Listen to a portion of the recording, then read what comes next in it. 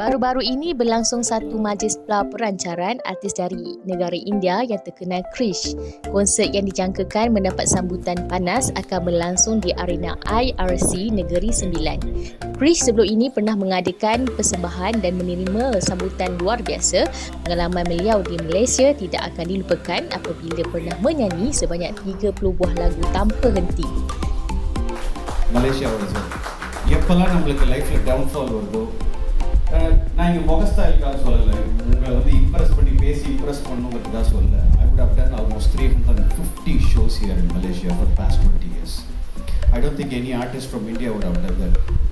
Turut hadir di majlis Datuk Freddy Fernandez dari Persatuan Karyawan Malaysia.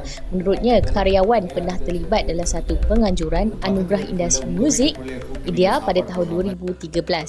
Karyawan melihat potensi untuk menghidupkan semula Anugerah Industri Muzik berbahasa India di Malaysia pada masa akan datang sebagai satu platform penghargaan kepada penggiat seni.